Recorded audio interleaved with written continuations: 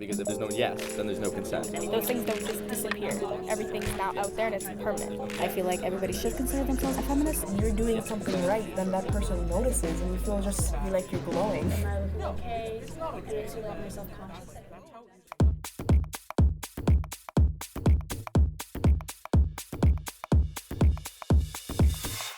So, like, how would you describe what gender is to you? Like, what does gender mean to you? Because words like gender, I mean, are so broad, right? Like, and it can refer to so many different things. But, like, what it means to, like, LGBTQ plus people, and also as somebody who is defining yourself as genderqueer. Gender is not for, like, the term gender wasn't made for me, you know? That's made for everyone else to understand. You know, all these terms are not for me. They're for everyone else to get comfortable with me, you know?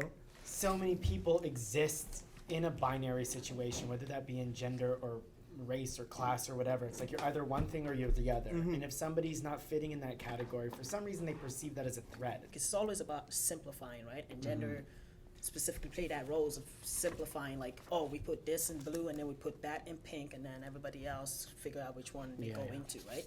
But I think, like, in our society today, in our generation today, gender is a very complicated, it's a whole book, it's like a university degree. We're all constantly learning about stuff. It's not like you're alone in this journey. Like, things constantly change. I'm going to learn new stuff, like, that maybe Tress knew, like, 10 years before I did. The way 10 is, like, whatever. You get it. But, like, it's not like a give or take situation. It's like a push and pull. It's like we're working together. It's like we're all human, you know? We're all evolving, like, always. Everything that we're talking about here is very personal. Like, okay, like me and Firos can have a conversation, right? But then we can also talk to someone else where, like, you know, it'll be like a totally different thing, even though it'll be like a totally different conversation, even if it's about the same topic.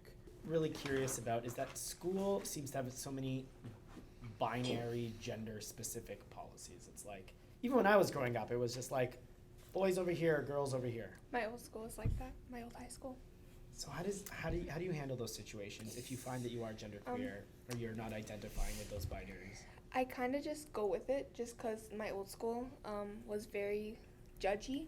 Just to put it, like, nicely, like, if you wore, like, a band t-shirt, you'd be bullied and stuff like that. If you wore pink and you were born a male and stuff like that, you'd be judged and you'd be bullied. So it's kind of like, just go with it until you're out of it, and then, It's like a survival moment, right? Yeah, but all of my friends are really accepting. Even some of my other friends are, like, gay and lesbian and everything. So it's really easy. Like, I don't hang out with people who are very judgmental about that stuff because it's just easier that way. So, yeah. But my old school is very judgy. But even if you're not going to be accepting, you don't agree with it, there is that idea of respect. Yeah. You know, one of my best friends is like this super Christian person who, like, does not believe in homosexuality being, like, right, okay, or anything. But they still respect me. You know, they still have that space where they're like, that's you, like, that's fine, right? And so even if you're not gonna, like, even if you're not open to it, even if, you know, you don't want to learn about it, which is fine, that's on you. That's your journey, not mine. Right? Have that respect. Yeah. Just dehumanize That's it, honestly, I think, like, at the end of the day, like, I'd rather have someone respect me while disagreeing with whatever I do than have someone who's pretending to be accepting. So it's like when you're dealing with gender, what kind of, like, ridiculous, like, stereotypes have you faced? If you're gonna, like, if you are genderqueer, anyway, like, non-conforming, you have to, like, show it on the outside. It can't just be an internal thing. In my community, it's a little bit even, like, more ridiculous because, like, we know black community and hypermasculinity, and so there's a strict definition for what masculinity is when you look at like for instance, when you look at the context of, like, blackness, right? There's that strict, rigid, like, if there was a line, that would be like a brick wall. That's what that is, and anything that does not fall under that becomes everything else. It's like, for instance, that's why it's like from the same community, that's why you hear, like, if even in identity and just in being and in representing yourselves, it's like almost every single thing is done to present gender without gender in the contest, right? It's like, who's the man? Like, who's the man of the house? Like, not only who's the man of the house, it's like, yo, who's the thug? Who's the thug though? Like, it's one of those, like, it's very, very hyper. It's very hyper because it's like, it's all of this weight attached to it. So many of these misunderstandings too are also institutionalized. Because of stereotypes now, especially now in TV and all this, we're seeing gay used as an insult. You know, like, kind of bash someone, like, girl, did you, oh, yeah, oh, girl, he gay.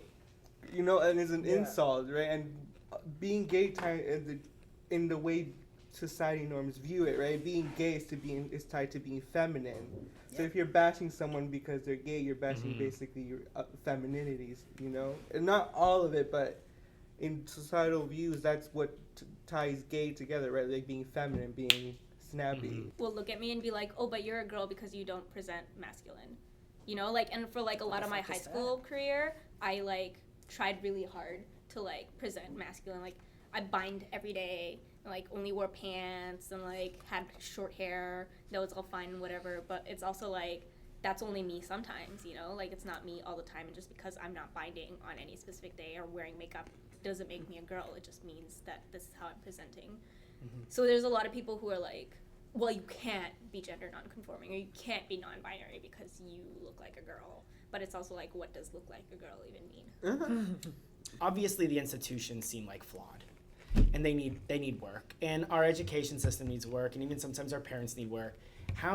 What do we say, or how do we support young people who are questioning their gender identity? There's like this like sort of like policing attitude towards like gender identity and sexuality, where like if you don't get it right the first time, people like scare you away from like trying ever again. But the idea is that we're all here to learn, right? And the person that you learn most about is yourself, and only you can like really define yourself. So like when someone is trying things out, just be there for them and be like, it's okay to like not get it right the first time, and like it's okay to try on different like terms, and it's okay to like present yourself in different ways until you feel something that really works for you. So where do young people go for help? Like, where did you guys go for help? Terrence Terrence. here. Parents, like, Love you, Terrence. yeah. So why don't you guys talk a little bit about this place? And just how it's helped you, how being with each other's helped you, maybe how... Well, the Wi-Fi's pretty shit.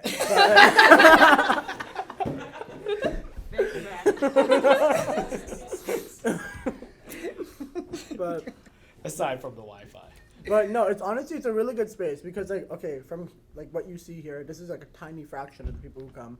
Like, we're pretty great. Like, I mean, not to toot my own horn, but I'm a toot. Like, we're pretty great. One final question. How has it felt being with other gender nonconforming friends and people? Awesome. Amazing. So Oh, blessed. so blessed. It's like you have to like, it's like your entire life is like explaining one thing after another, but for once in your life you can drop one explanation. And even like one explanation is like so nice. It's like there's like a weight lifted off you. I thought I was pretty wild, goofy, and everything that I could be back when I was in school and in my entire like life frame.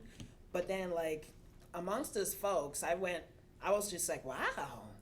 I mean, we're all fighting a fight, right? But here we kind of tend to, we're allowed to put that fight aside and just be ourselves, you know, just not have to worry about once we step out of here. Yeah. Thank you so much for like chatting with us and like hanging out with me and teaching us so much about like what you guys do here at Rexdale and like really filling us in about gender. Thanks so much. Thank you. Hey guys, join the convo by commenting below. And if you have some questions or need some help and advice on the subject, hit up my pals at Kids Help Phone and make sure to follow our social at @the.tv for tools and resources on the subject. Oh, one more thing. Hit subscribe on this title card.